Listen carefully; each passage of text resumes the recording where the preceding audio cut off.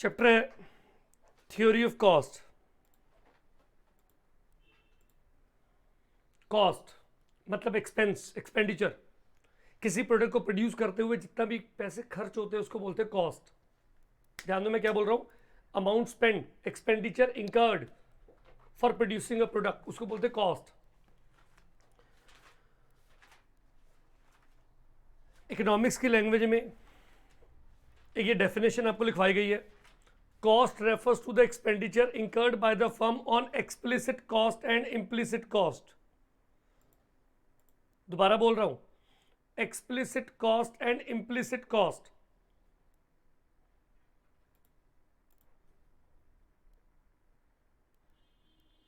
Explicit cost, दो type की cost होती हैं, एक्सप्लिसिट और इम्प्लिसिट।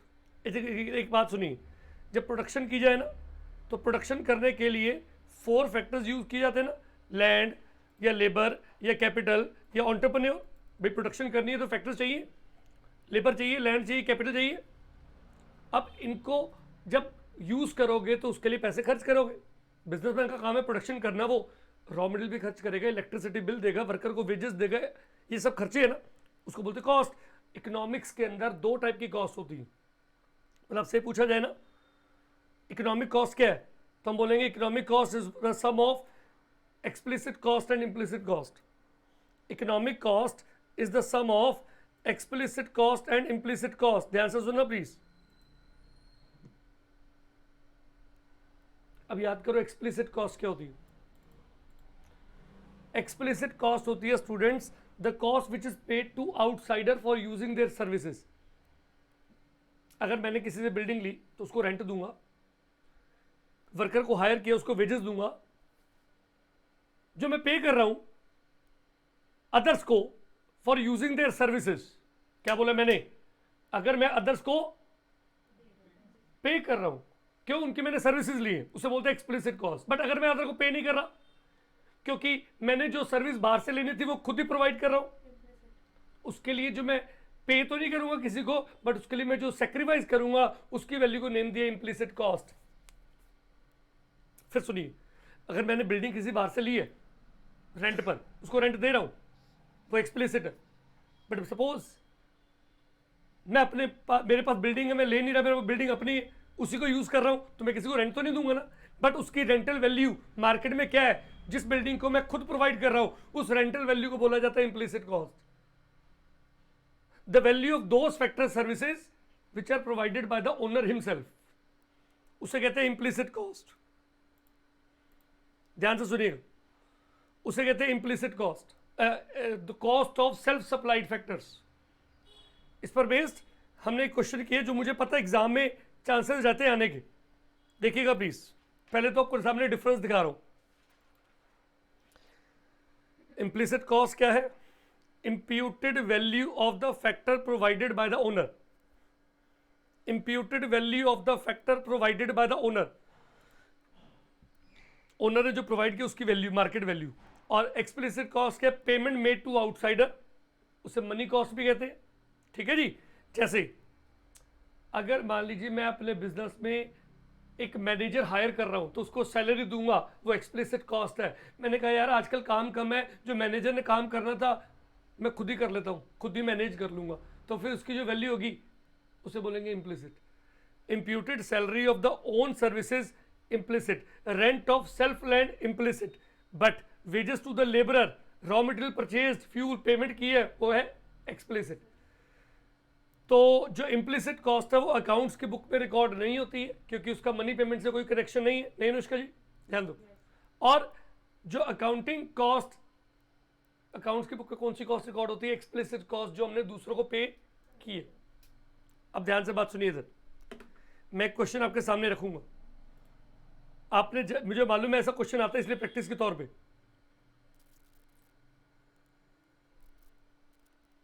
अच्छा आपके सामने एग्जांपल दे लो जी, इधर देखिए, देखिए ये सारे एक्सप्लिसिट कॉस्ट के एग्जांपल्स है। इंटरेस्ट ऑन लोन, वेजेस पे, डेप्रिसिएशन, रेंट ऑफ बिल्डिंग, ये दे रहे हैं, बट अपनी कैपिटल लगाई उसका इंटरेस्ट, अपने खुद स्टाफ एज ए स्टाफ काम की उसकी सैलरी वैल्यू, अपनी बिल्डिंग दी उसकी रेंटल वैल्यू, ये इम्प्लिसिट में आएगा। तो बच्चों मुझे आप सबसे जवाब चाहिए इस क्वेश्चन का। 3 ऑप्शन आपके सामने, सारे देखो ध्यान से।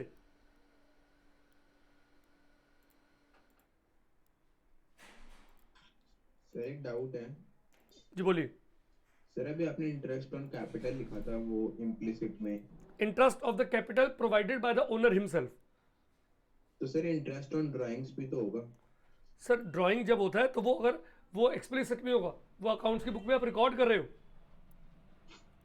सर वो तो कैपिटल भी रिकॉर्ड होती है इंटरेस्ट ऑन कैपिटल अकाउंट्स की बुक में तो। सर जो रिकॉर्ड हो गई, सुन लो, फिर भी आप ये भी बात पढ़ते हो, सेपरेट एंटिटी, ओनर अलग है और बिजनेस अलग है, तो फिर आप वो वहां से विड्रॉ कर रहे हो तो वो एक्सप्लिसिट में आ जाएगा, तो वो तो फर्म पे कर रही है। ठीक है सर। और सर कैपिटल वाला इम्प्लिसिट होगा ना, इंटरेस्ट ऑन कैपिटल। हाँ अगर मैं फिर कह रहा हूँ मेंशन होना चाहिए कैपिटल आउटसाइड से है या अपनी है। ठीक है सर। सारे सोचिए प्लीज।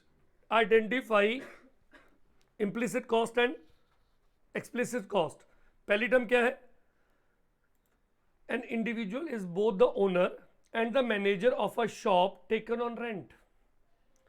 अगर एक शॉप रेंट पर ली है, यहां से समझ आ गया कि बाहर से लैंड ली है, शॉप अपनी नहीं है, रेंट पर ली है तो रेंट देना पड़ेगा, तो rent paid is the explicit cost. But owner जो है खुद ही मैनेजर वर्क कर रहा है, मैनेजर हायर नहीं कर रहा, वो ओनर भी है और मैनेजर भी है, तो मैनेजर की जो सैलरी होगी ना, उस सैलरी की इम्प्यूटेड वैल्यू, मतलब equivalent to the market value, वो इम्प्लिसिट कॉस्ट में आएगा। समझ आ रहे हैं बच्चों? मैं बहुत सारे बच्चों को इसके आंसर में मिस्टेक देखता हूँ। स्टूडेंट पता क्या लिखते हैं? स्टूडेंट क्या लिखते हैं, इधर देखना। स्टूडेंट लिखते हैं shop taken on rent explicit cost, और individual is owner and manager, it is the implicit cost. वो मैनेजर है, वो इम्प्लिसिट कॉस्ट नहीं है, उसकी सैलरी की इंप्यूटेड वैल्यू, सैलरी की मार्केट वैल्यू, वो इम्प्लिसिट कॉस्ट। सेकेंड पॉइंट देखो, a producer borrow money and open a shop, shop premises owned by him. अब मैं मिस्टेक बताता हूं स्टूडेंट की। स्टूडेंट क्या लिखते हैं? प्रोड्यूसर बोरो मनी, ये एक्सप्लिसिट कॉस्ट में जाएगा, है ना, ये लिखते हैं ना, गलती है। ये नहीं लिखना कि प्रोड्यूसर बोरो मनी एक्सप्लिसिट में जाएगा, interest paid on the borrowed money वो explicit cost. Shop premises is owned by him, implicit cost है नहीं, उसकी रेंटल वैल्यू, उस शॉप की रेंटल वैल्यू, वो इंप्लिसिट कॉस्ट। ये आते जाते स्टूडेंट मार्क्स कटवा देते। थर्ड देखो, a producer invest his own savings in. जो हम इम्प्लिसिट में लिखेंगे उसमें हर बार इम्प्यूटेड कॉस्ट। हाँ, इम्प्यूटेड वैल्यू वर्ड लिखना चाहिए, बिल्कुल लिखना चाहिए, ध्यान दे। थर्ड पॉइंट देखिए, a producer invest his own savings in starting a business and employ a manager to look after it. अपनी सेविंग लगाई है, तो इसमें इम्प्लिसिट कॉस्ट क्या होगी? इंटरेस्ट फॉर गॉन, या imputed value of the interest on the saving invested by the owner। और manager को एम्प्लॉय किया उसने, तो salary paid to manager is the explicit cost.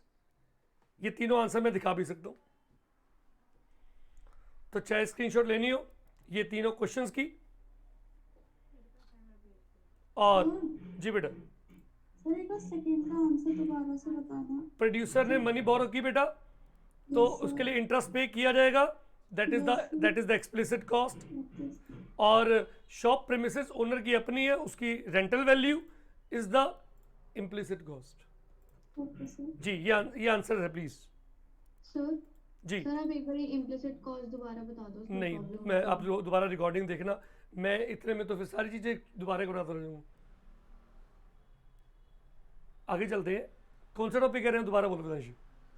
Sir implicit cost, the cost of self supplied factor बेटा, अगर owner ने अपने कोई फैक्टर बाहर से हायर नहीं किया, खुद प्रोवाइड की है, तो उसकी वैल्यू इम्प्लिसिट कॉस्ट में जाती है।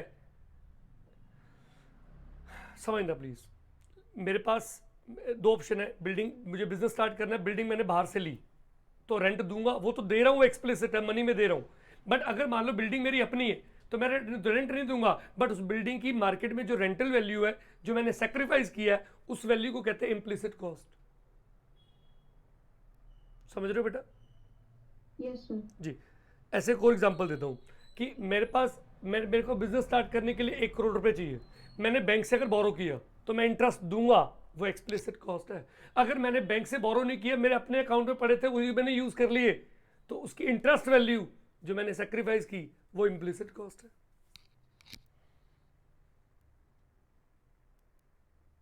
चलिए नेक्स्ट टॉपिक पे चलता हूँ। नेक्स्ट कंसेप्ट है जी concept of fix cost variable cost का। ध्यान से देखिएगा, हमारे वैसे कॉस्ट ना 2 पार्ट में डिवाइडेड होती है, शॉर्ट रन में और लॉन्ग रन में। हमें शॉर्ट रन थ्योरी पढ़नी है, शॉर्ट रन थ्योरी पढ़नी है, बट उससे पहले एक टर्म देखो सारे प्लीज स्क्रीन पर, cost function. Everyone please see cost function.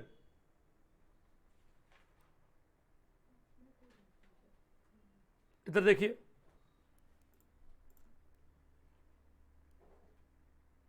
Sir एक बार पिछला पेज करना सर, जिसमें वो आंसर थे तीनों पार्ट्स के। सर बस स्टूडेंट जैसे हम पढ़ते थे प्रोडक्शन फंक्शन, लास्ट क्लास में हमने प्रोडक्शन जब लिया, ऐसे कॉस्ट फंक्शन। अब कॉस्ट किसका फंक्शन है? आउटपुट का। भाई प्रोडक्ट जब हम बिजनेस के अंदर कॉस्ट कब आती है? जब प्रोडक्शन करते हैं। Cost is the function of output. एक छोटी सी लाइन याद रख लो, the functional relationship between cost and output, क्योंकि कॉस्ट को सिंबल से डिनोट किया C, is the function of output, output को डिनोट किया क्यू, तो cost is the function of Q for output. The functional relationship between cost and output is called cost function. आगे सुनिए,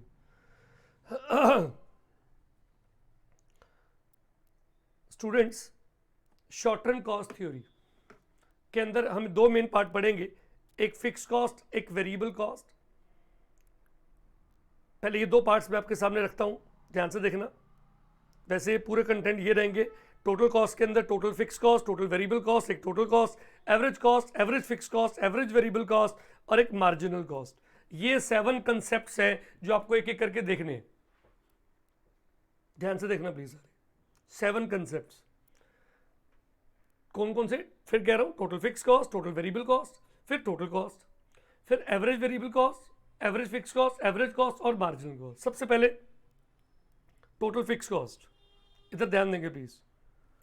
total fixed cost, student समझते हो fixed?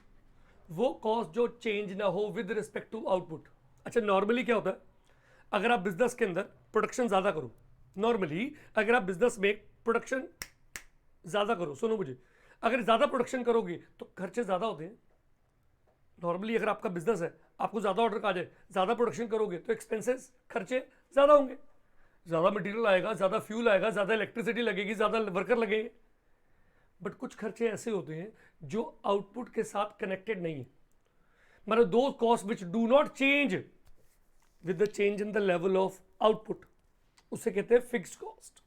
वो cost जो output के रिस्पेक्ट में चेंज ना हो, आउटपुट इंक्रीज हो रहा है, आउटपुट डिक्रीज हो रहा है, कोई बात नहीं, वो कॉस्ट कांस्टेंट रहेगी, उसे कहते हैं fixed cost which do not change with the change in the output. Like rent of building, मैंने बिल्डिंग ली हुई है, वहां मेरी फैक्ट्री है, मशीनें चल रही हैं, मेरा बिल्डिंग का रेंट जाता है 1 लाख रुपये। अब इस मंथ प्रोडक्शन ज़्यादा हो, रेंट तो फिर भी 1 लाख जाएगा। प्रोडक्शन कम हो, भाई 10 दिन लॉकडाउन था, बंद रहा, रेंट फिर भी उतना ही जाएगा। डे नाइट काम करूँ, रेंट तब भी उतना ही जाएगा, उसका आउटपुट के साथ कोई कनेक्शन ही नहीं है। इसे बोलते हैं fix cost, those expense which does not very with the change in the level of output, जो चेंज ना हो, चाहे आउटपुट 0 हो जाए तब भी 0 ना हो। फिर कह रहा हूं एग्जाम्पल के तौर पे rent of building, interest on loan, salary to permanent employees, insurance premium are the example of fix cost. और हमने रजिस्टर में लिखा हुआ है, फिक्स कॉस्ट को ओवरहेड कॉस्ट भी कहते हैं, इनडायरेक्ट कॉस्ट भी कहते हैं, सप्लीमेंट्री कॉस्ट भी कहते हैं, अनअवॉइडेबल कॉस्ट भी कहते हैं। ये लिखे हुए हमने नेम्स, राइट। और इसका डायग्राम, फिक्स कॉस्ट कैसा होता है जी, ये फिक्स कॉस्ट के एग्जांपल्स है। अच्छा, मतलब देखो टेबल में देखो, प्लीज स्क्रीन पे देखो, आउटपुट 0 था, फिक्स कॉस्ट 10 थी, आउटपुट 1, फिक्स कॉस्ट 10 है, आउटपुट 2, फिक्स कॉस्ट 10 है। आउटपुट में चेंज आ रहा है बट फिक्स कॉस्ट में चेंज नहीं आ रहा, तो diagrammatically it will be horizontal in shape. Output 1, 2, 3 4 5 6 जितना मर्जी कर लीजिए, ये कांस्टेंट रहेगा। सो ये पैरेलल टू एक्स एक्सिस रहेगा, हॉरिजॉन्टल शेप में रहेगा। कौन? TFC, total fix cost. Those costs which do not change with the change in the level of output in the short run. Number 2, variable cost. Total variable cost. Variable समझते हो? Vary, that cost which directly vary, directly change with the change in the level of output. वो cost जो output के साथ directly very करती है, मतलब मोर output तो मोर कॉस्ट, लेस आउटपुट तो लेस कॉस्ट, जीरो आउटपुट तो जीरो कॉस्ट, उसे बोलते हैं वेरिएबल कॉस्ट। ध्यान देना प्लीज, उसे बोलते हैं वेरिएबल कॉस्ट। वेरी, जैसे रॉ मटेरियल, ज़्यादा प्रोडक्शन करनी है रॉ मटेरियल ज़्यादा लगेगा, प्रोडक्शन कम करनी है रॉ मटेरियल कम लगेगा, प्रोडक्शन नहीं करनी रॉ मटेरियल नहीं लगेगा, फ्यूल नहीं लगेगा, वर्कर को लेबर को वेजेस नहीं देनी पड़ेंगी, ज़्यादा करोगे तो ज़्यादा लगाओगे लेबर। ये वेरिएबल कॉस्ट है। मतलब those factors which varies, those cost which varies directly with the change in the level of output. More output more cost, less output less cost, zero output zero cost, variable cost. Like इसे prime cost भी कहते हैं, direct cost भी कहते हैं, in fact register में लिखा है ऑपरेटिंग कॉस्ट भी कहते हैं, इसे अवॉइडेबल कॉस्ट भी कहते हैं। किसको कहते हैं जी? वेरिएबल कॉस्ट को। Like raw material, wages to daily workers. मैं अच्छा इसका डायग्रामेटिकल पार्ट पे जाना चाहता हूँ विच इज़ वेरी इंपॉर्टेंट। इधर ध्यान देंगे सारे प्लीज, इधर देखिए।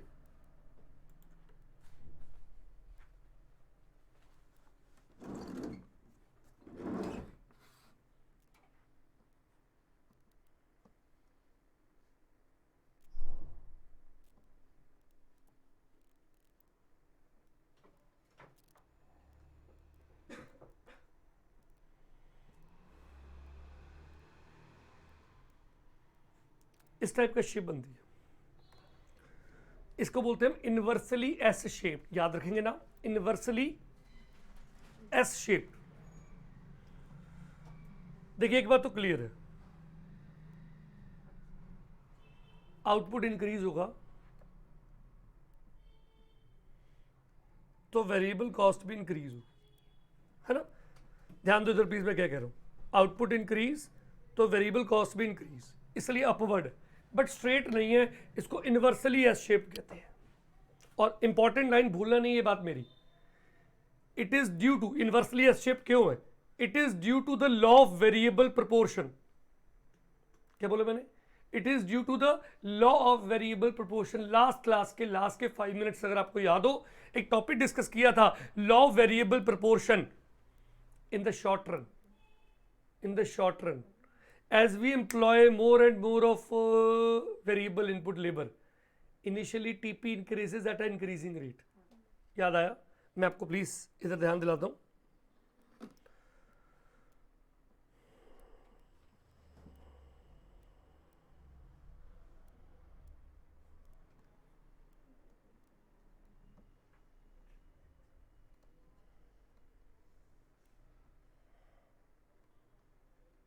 ऐसे हमने बनाया था टीपी का, याद कीजिएगा प्लीज, आपका याद करना बड़ा जरूरी है। याद कीजिए, पहला फेज क्या था? When TP increases at a increasing rate.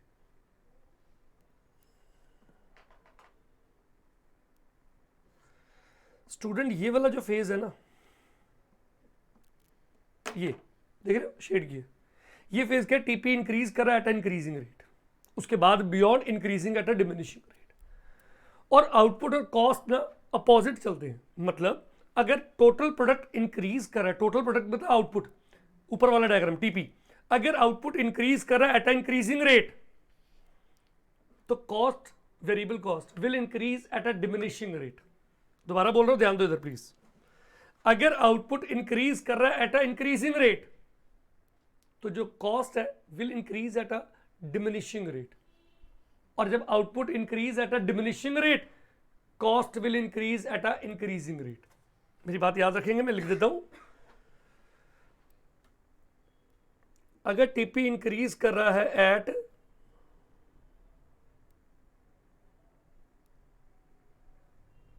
Increasing rate. तो जो टीवीसी है इंक्रीज करेगा एट डिमिनिशिंग रेट।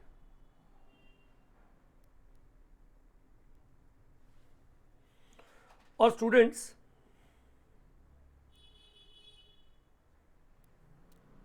एक बात इधर देखो, ये जो शेप होती है ना, ये इसको बोलते हैं इंक्रीजिंग एट इंक्रीजिंग रेट, और ये जो शेप होती है ये इसको बोलते हैं increasing at A diminishing rate. ठीक है, अब इधर देखो, ध्यान से देखना बच्चों,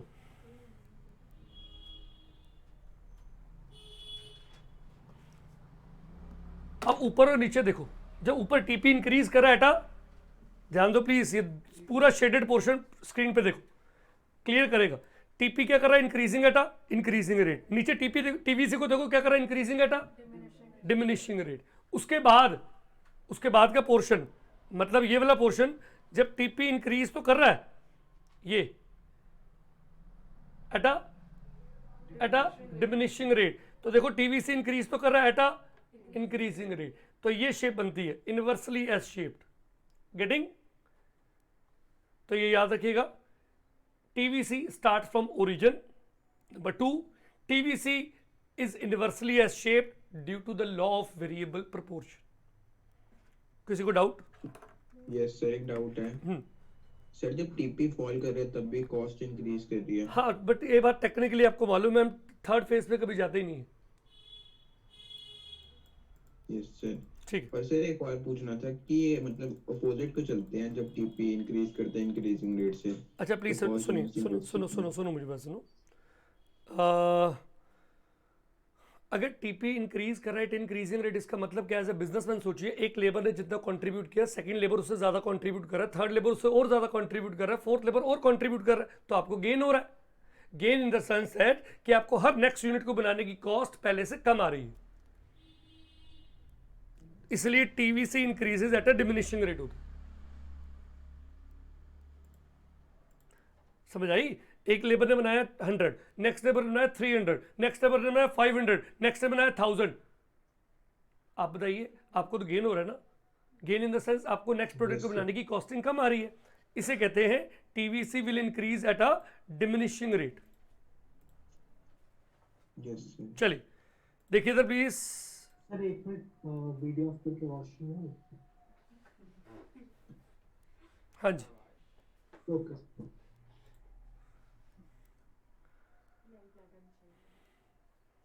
तो ये डायग्राम भी है हमारा, टेबल भी है, ये खैर जरूरत नहीं है। हाँ, ये देख सकते हो डायग्राम के लेफ्ट पे क्या लिखा है कि ग्राफिकली टीवीसी क्या has inversely S shape due to the law of variable proportion. Okay students, ध्यान दो, दो टर्म्स हो गई, एक टोटल फिक्स कॉस्ट और एक टोटल वेरिएबल कॉस्ट। और मैंने क्या बताया था, आपको दिखा सकता हूँ दोबारा से, क्या कि जो टोटल फिक्स कॉस्ट और टोटल वेरिएबल कॉस्ट है ना, इधर देखिए प्लीज, इधर देखिए, ये दोनों किसके पार्ट है? टोटल कॉस्ट के। देखो देखो, टोटल कॉस्ट के दो पार्ट है ना, देखो, टोटल फिक्स कॉस्ट और टोटल वेरिएबल कॉस्ट, ठीक है ना, इन दोनों का सम है क्या? Total cost. अगला कंसेप्ट है मेरा टोटल कॉस्ट। देखिए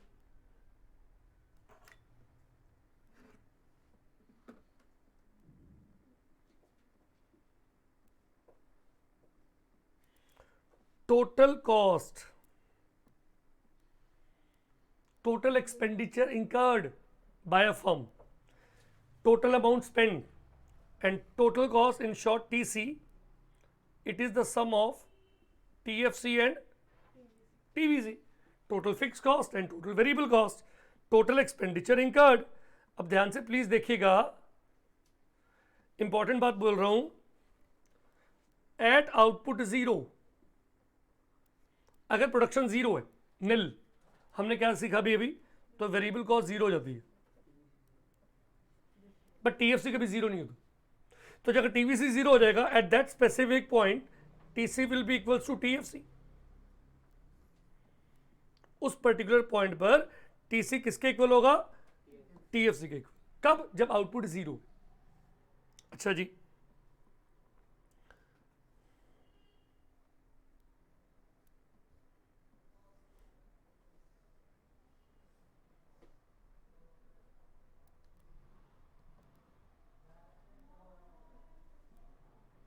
ध्यान से देखिएगा, टीएफसी हॉरिजॉन्टल होता है, अभी आपने देखा था, और टीवीसी इनवर्सली एस शेप्ड होता है, ऐसे इन दोनों का सम करना है। ये है टीवीसी, ये है TFC, their sum will gives TC, their sum will give TC. एक मिनट, बड़ी इंपॉर्टेंट, देखो जी, ये लाइन देखो डॉटेड, ये जो लाइन है ना टीएफसी की है और फिक्स है, इक्वल है, जितने जहां मर्जी से देख लो, does not change with the change in the output. और हमने करना क्या है बच्चों, इधर देखिएगा, हमने करना क्या है, ये देखो, हमने टीसी में, टीसी कैसे आएगा, टीएफसी प्लस टीवीसी, मतलब टीवीसी प्लस टीएफसी करना है, टीवीसी के अंदर टीएफसी प्लस करना है, वर्टिकल समेशन है, इधर देखते रहना।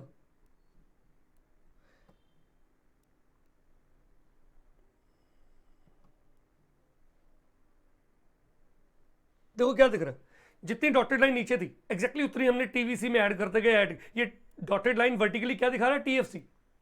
ये डॉटेड लाइन वर्टिकली क्या दिखा रहा है बच्चों, तो इतनी इतनी हाइट हमने टीवीसी में प्लस कर दी, तो प्लस कर दी तो पैरेलल इतना ही ऊपर शिफ्ट हो जाएगा।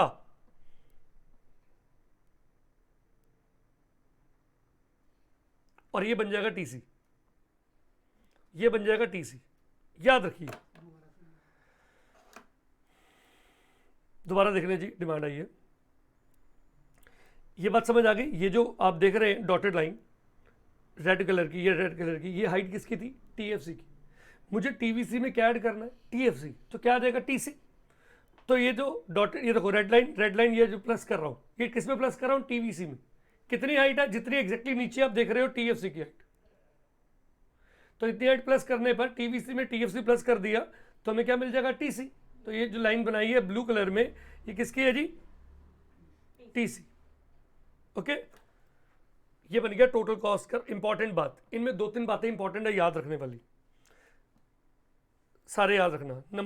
नंबर वन, टीसी और TVC both are parallel to each other, always, हमेशा पैरेलल रहेंगे, नहीं रहेंगे तो कोई गलती कर रहे हो, पैरेलल तो रहेंगे। और नंबर टू, ये जो गैप होगा वो कितना होगा, जितना टीएफसी का। ये जो गैप होगा, वर्टिकल गैप, किसके अंदर, टीसी और टीवीसी में, वो गैप किसका होगा, टीएफसी का। और तीसरी इंपॉर्टेंट बात, टीसी कर start from the point of TFC. क्या बोल रहा हूं मैं, ये देखो, ये देखो, ये देखो, टीसी कर स्टार्ट कहां से हुआ, टीएफसी से।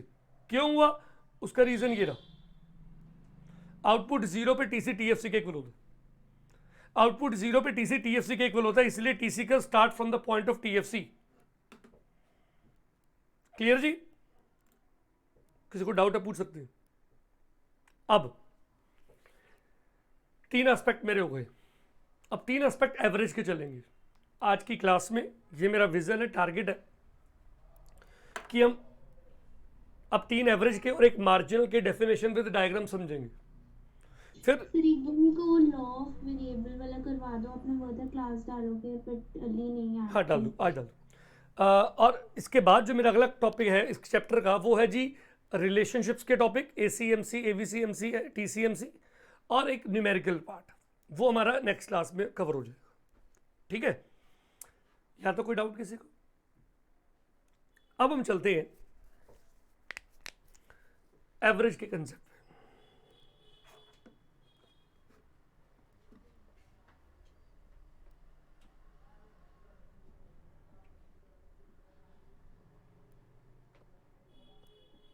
एवरेज फिक्स्ड कॉस्ट, इधर ध्यान दो बच्चों, अगर आपका ध्यान इधर उधर हो जाता है तो गड़बड़ हो जाएगी, ध्यान देना। एवरेज फिक्स्ड कॉस्ट,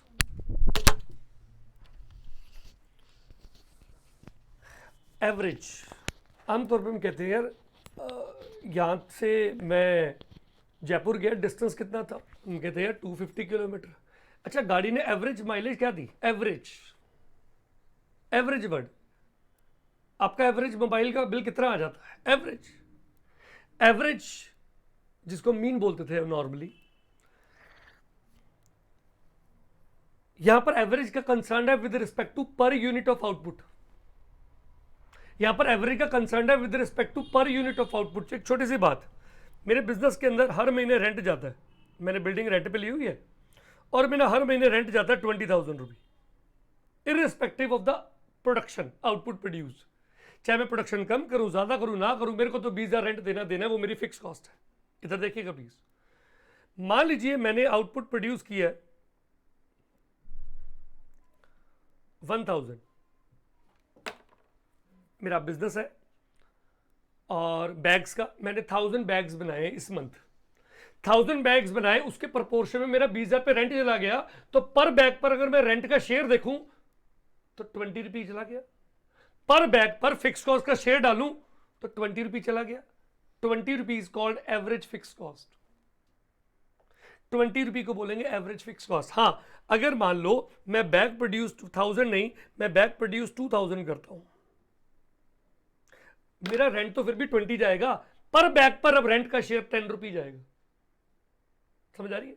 पर बैग पर मेरा फिक्स कॉस्ट 10 रुपये जाएगा, that is called average fix cost. मतलब एवरेज फिक्स कॉस्ट की डेफिनेशन याद रखो, it is the per unit fix cost, it is the per unit fixed cost. Okay जी, याद रखेंगे, डेफिनेशन लिखवाई हुई है।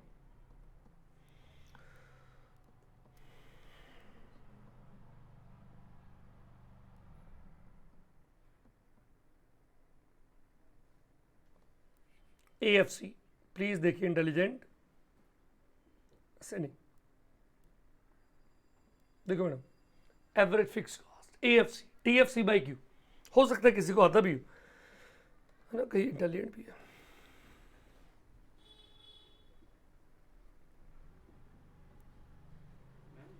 देखो देखो प्लीज समझो, एक सिंपल सा एग्जांपल लेते हैं। एक बिजनेस के अंदर फिक्स कॉस्ट 100 रुपये, अब आपको मालूम है प्रोडक्शन जितनी मर्जी कर लो ये तो 100 ही रहेगा, बट प्रोड्यूसर को निकालना है यार मैं पर यूनिट पर कितनी फिक्स कॉस्ट बियर कर रहा हूं, AFC। तो कैसे निकालेंगे, TFC बाई Q। जैसे 100 बाई 0 डैश, फिर 100 by 1, 100 by 2, this is called average fix cost. और आप एक चीज नोटिस करो, सारे नोटिस करो, जैसे जैसे आउटपुट इंक्रीज होता जाएगा वैसे वैसे AFC डिक्रीज होता जाएगा। बात बड़ी सिंपल है ना बच्चों, भाई AFC क्या है, TFC बाई Q, ठीक है ना।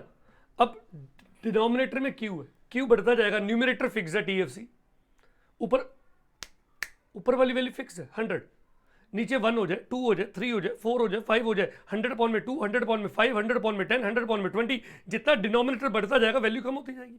तो याद रखेंगे क्या क्या, प्लीज ध्यान दो intelligent, as output increases AFC always, as output increases AFC always, TFC नहीं, TFC हमेशा कांस्टेंट रहता है, AFC always decreases, but AFC never become zero.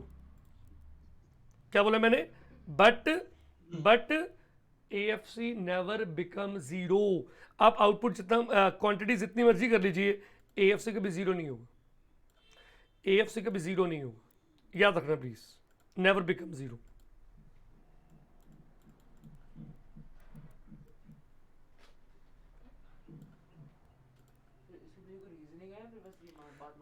नहीं, हर चीज के पीछे रीजन है, क्यों भाई जीरो नहीं होता, भाई न्यूमरेटर जीरो नहीं। आप बताओ 100 को किसी से भी डिवाइड कर लो मैथमेटिकली, जीरो कुछ आएगा, 100 अपॉन करोड़ कर लो, 0.00 समथिंग आएगा, बट जीरो थोड़ी आएगा।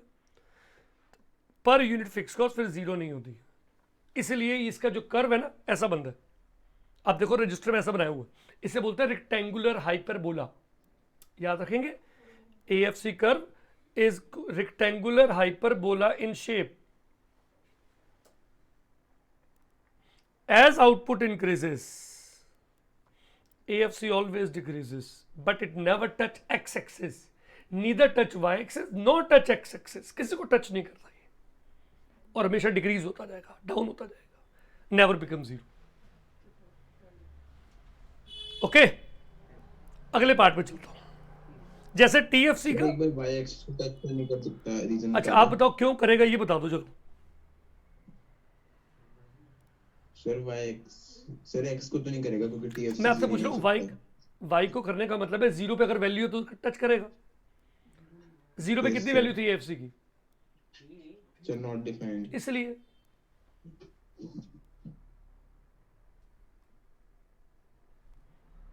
ओके। नेक्स्ट है जी एवरेज वेरिएबल कॉस्ट, मतलब पर यूनिट वेरिएबल कॉस्ट, एक यूनिट की variable cost AVC per unit variable cost. सुनिए, AVC is what, TVC upon Q. जैसे एएफसी क्या था, TFC upon Q. For example इधर ध्यान देना, मान लीजिए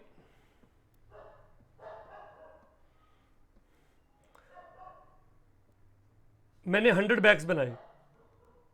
100 बैग्स को बनाने के लिए किसी ने पूछा वेरिएबल कॉस्ट कितनी आई भाई, वेरिएबल समझ गए, रॉ मटेरियल, लेबर की वेजेस, इलेक्ट्रिसिटी। मैंने कहा जी मेरी वेरिएबल कॉस्ट आई है 6500। 100 बैग्स को बनाने की वेरिएबल कॉस्ट 6500 आई, तो पर बैग को बनाने की वेरिएबल कॉस्ट कितनी आई, 65। That 65 is called average variable cost, पर unit variable cost. Let's C diagram. AVC मतलब per unit variable cost, AFC मतलब पर यूनिट, मतलब दोनों का मतलब सिर्फ पर यूनिट के साथ है। और मेन बात इसका जो डायग्राम है, getting having a U shaped curve.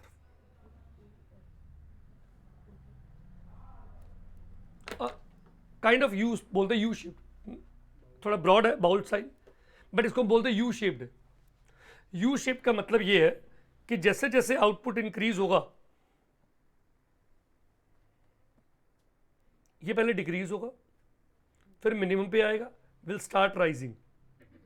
दोबारा सुनिए मैं क्या कह रहा हूं, as the level of output increases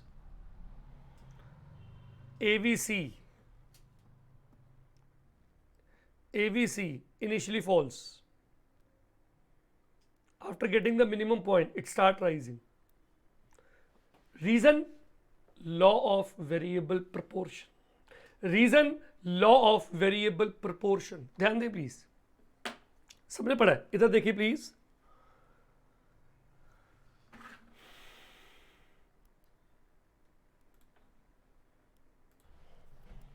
AVC curve is a U-shaped due to the law of variable proportion. अच्छा, लॉ ने क्या कहा था, in the short run as we employ more and more of labor, initially TP increases at an increasing rate. अब please direct देखो, as we employ more and more of labor in the short run, initially TP increases at a increasing rate. अभी भी सुना भी था, then increases at a diminishing. अब यहीं पे सुन लो, अगर टीपी पहले इंक्रीजिंग एट इंक्रीजिंग रेट हो रहा है, इसका मतलब समझ गए, एक लेबर ने जितना कंट्रीब्यूट किया था, सेकंड लेबर को लगाया, कंट्रीब्यूशन पहले से ज्यादा आया, फिर थर्ड को लगाया, कंट्रीब्यूशन पहले से और ज्यादा आया। नहीं समझे, एक लेबर को लगाया उसने 50 बैग्स बनाए, अगला लेबर लगाया उसने 200 बैग्स का कंट्रीब्यूशन हो गया, तीसरे लेबर को लगाया उसके आने से 400 बैग का कंट्रीब्यूशन हो गया, हर नेक्स्ट लेबर को लगाने से कंट्रीब्यूशन पहले से ज्यादा है, तो मुझे गेन है। मतलब मेरे को हर नेक्स्ट बैग को बनाने की पर यूनिट कॉस्ट कम बियर करनी पड़ेगी, इसलिए जो एवीसी है ना ये फॉल करेगा। बट जब TP increases at a diminishing rate होता है, मतलब नेक्स्ट लेबर ने कंट्रीब्यूट किया 200 बैग्स का, अगला लेबर लगाया उसने से 50 बैग्स का कंट्रीब्यूशन हुआ, अगले वर्कर को लगाने से 20 बैग का कंट्रीब्यूशन हुआ, अब मेरी पर यूनिट कॉस्ट राइज करेगी, पहले फॉल फिर मिनिमम फिर rise, that makes U shaped. ठीक है, तो reason for U shaped of AVC is the law of variable proportion.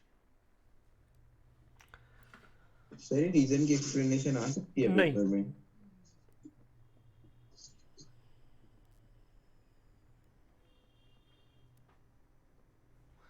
Average cost AC, average cost AC, per unit cost, एक unit की cost. अभी भी एग्जांपल लिया था मैं, फिर आपके सामने रखता हूं। मैंने 100 बैग्स बनाए थे थोड़ी देर पहले, मेरी वेरिएबल कॉस्ट थी 6500। ठीक है, किसी ने पूछा सर फिक्स कॉस्ट कितनी है, मैंने कहा जी 2500। तो इसका मतलब मेरे टोटल खर्चा कितना आ गया था 100 बैग्स को बनाने के लिए, 9,000 सम, है ना। अब 100 बैग्स को बनाने के लिए 9,000 कॉस्ट आई, तो पर बैग को बनाने की कॉस्ट कितनी आई? 900, सॉरी 90 100 के लिए 9,000, तो पर बैग की 90 is called average cost. 90 is called average cost, AC per unit cost. ध्यान दे, एसी को एटीसी भी कहते हैं, average total cost. TC by Q, TC क्या होता है? TFC plus TVC by Q.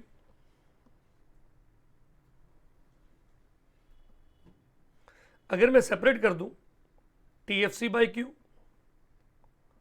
Plus TVC by Q,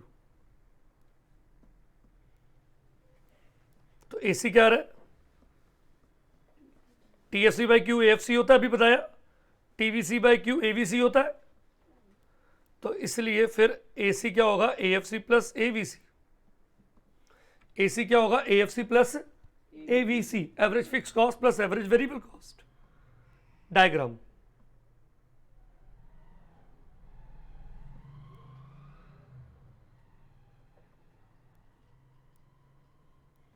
अब दोनों कर्व फिर से एक बार बना रहा हूं।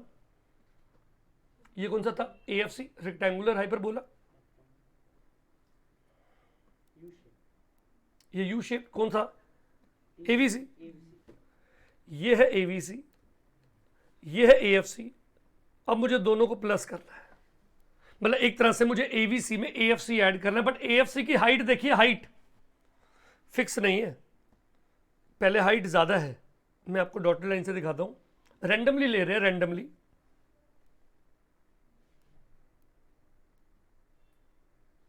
देखो ये हाइट इतनी थी, थोड़ा आगे चलते हैं हाइट कम हो जाती है, थोड़ा और आगे चलते हैं हाइट कम हो जाती है, थोड़ा और आगे चलते हैं हाइट कम हो जाती है। किसकी हाइट है ये? एएफसी की। और यही हाइट मुझे किस में ऐड करनी है? एवीसी में। यही हाइट एग्जैक्टली किस में ऐड करनी है? एवीसी में। मतलब देखिए बिल्कुल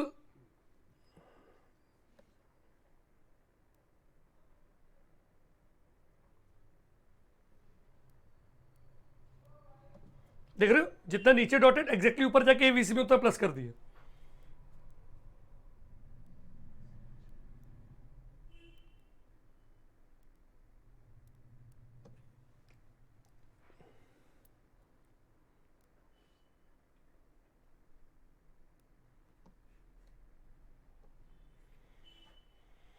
जितना नीचे एग्जैक्टली उतना हम एवीसी में प्लस कर रहे हैं, आपको समझाने के लिए। एग्जाम में डॉटेड लाइन नहीं बनानी।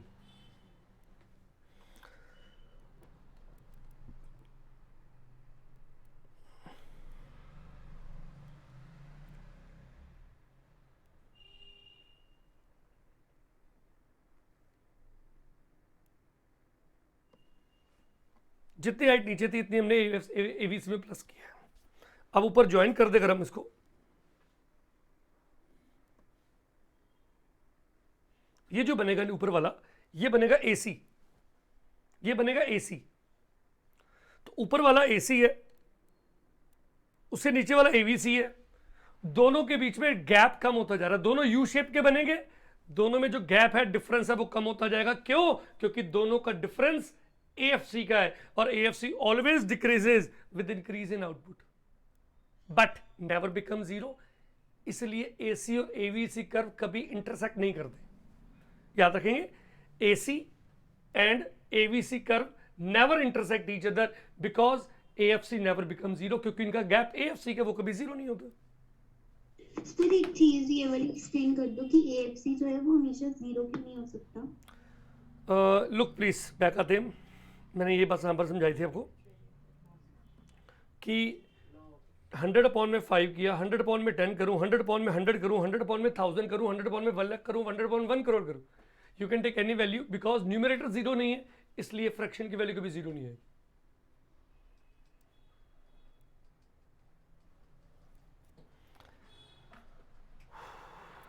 2 मिनट एक्स्ट्रा और ले रहा हूँ प्लीज, ताकि मैं एक कंसेप्ट और लेके आज मैं वो पोर्शन कंप्लीट कर दूं, ताकि नेक्स्ट क्लास में डायरेक्टली न्यूमेरिकल स्टार्ट करेंगे।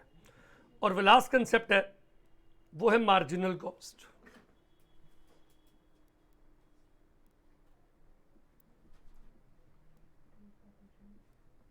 मार्जिनल कॉस्ट, मार्जिनल का मतलब होता है एडिशनल, एक्स्ट्रा, इंक्रीज। इधर ध्यान दे प्लीज। मार्जिनल का मतलब है additional cost, extra cost, by producing one more unit. मान लो 10 बुक्स बनाई, कॉस्ट 700 आई, 10 बुक्स बनाई, कॉस्ट 700 आई, 11 बुक्स बनाई, कॉस्ट 750 आई। तो by producing one more unit addition total cost पे कितने का हुआ? 50 का। 50 is called marginal cost, MC. Addition in the total cost by producing one more unit, addition in the TC total cost by producing one more unit. देखिएगा please, देखिएगा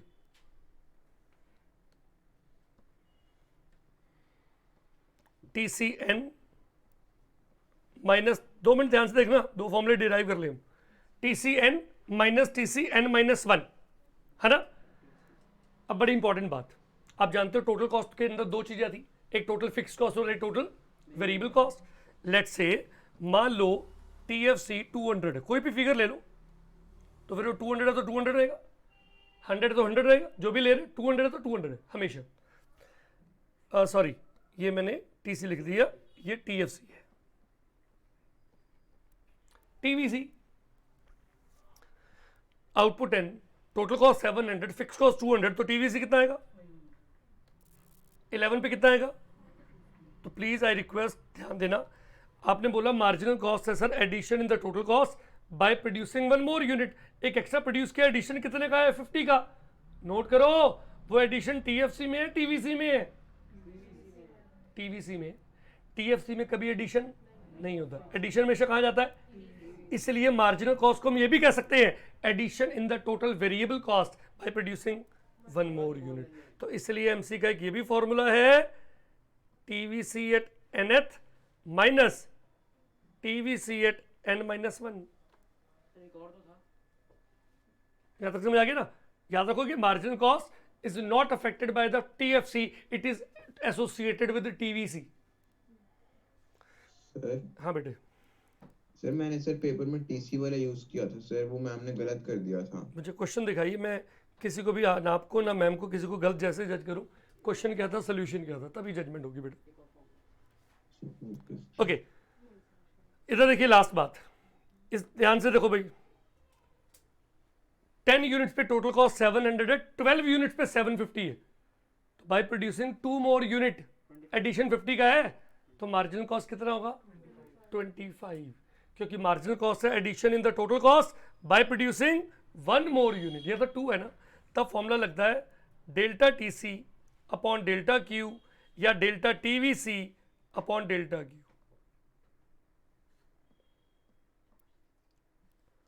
और एक last बात आप सबने ये भी याद रखनी है कि इसका जो डायग्राम है वो कैसा होता है।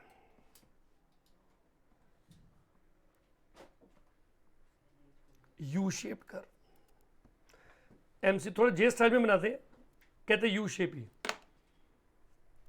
ध्यान करना, 3 कर्व यू शेप के आए आपके, एक AVC, एक ऊपर AC और ये MC, और इन तीनों के पीछे एक ही कॉमन रीजन है, law of variable proportion, that is why they are of U shaped.